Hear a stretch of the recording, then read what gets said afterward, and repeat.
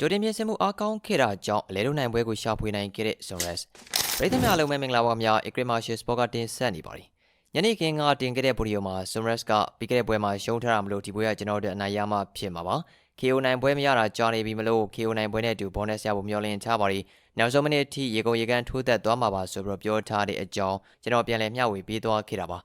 ဒါကအခုရှင်မြန်ကစားခဲ့ရတဲ့ရာမင်းတဲ့ပွဲမှာ Sunrise ဘက်ကဘယ်လောက်ထိစိတ်အားထက်သန်မှုရှိနေလဲနိုင်ကျင်စိတ်ပြင်းပြနေခဲ့တယ်လဲဆိုတာတက်တည်ပြနေတဲ့အချက်ဖြစ်ပါတယ်။ရာမင်ဟာတိုက်စစ်မှာအင်အားပြည့်ဝပြီးတော့လက်သီးချက်တွေနဲ့ဖိအားပေးတဲ့ fighter ဖြစ်ပါတယ်။ဒါပေမဲ့သူရှေ့တက်လာတဲ့အခါမှာတော့သူရဲ့ခံစစ်မှာအကာအကွယ်နည်းသွားတတ်လေရှိပါတယ်။ Sunrise ရဲ့နီးပြအဖွဲ့ဝင်တွေကဒီချက်ကိုကောင်းစွာသတိပြုမိခဲ့ကြပြီးတော့ရာမင်ရဲ့လက်သီးချက်တွေကိုရှောင်ရင်းနဲ့တပြန်တိုက်စစ်အတွက်အခွင့်အရေးဖန်တီးနိုင်မှုအတွက် Sunrise ကိုပြင်ဆင်ပေးခဲ့ကြပါတယ်။ရာမင်ရဲ့တိုက်စစ်ပုံစံကအင်အားပြည့်ဝပေမဲ့သူ့ရဲ့လှုပ်ရှားမှုတွေဟာတခါလေမှဂျိုနေခံမှန်းလို့ရနေတာကလည်းအခုလိုမျိုး Sunrise ရဲ့လက်သီးချက်အောက်မှာပြပြမှောက်သွားစေခဲ့ရတာလည်းဖြစ်ပါတယ်။ဒီပွဲဟာ Sunrise အတွက်အောင်မြင်မှုကိုပြန်လည်ရယူဖို့အခွင့်အရေးတစ်ရပ်ဖြစ်တယ်လို့ရာမင်းတို့လည်းတစ်နှစ်ကျော်ပွဲဝေးနေခဲ့ပြီးတဲ့နောက်ပြန်လည်ထူထောင်မှုအခွင့်အလမ်းတစ်ခုဖြစ်ခဲ့တာပါ။နေရာလုံးကအလဲလုံးနိုင်ပွဲပေါ်နဲ့ရယူဖို့မျှော်လင့်ခဲ့ကြပေမဲ့နောက်ဆုံးမှာတော့ပိုပြီးတော့ပါနဲ့တဲ့ Sunrise ကပဲနိုင်ပွဲရယူသွားနိုင်ခဲ့တာဖြစ်ကြောင်းပါခင်ဗျာ။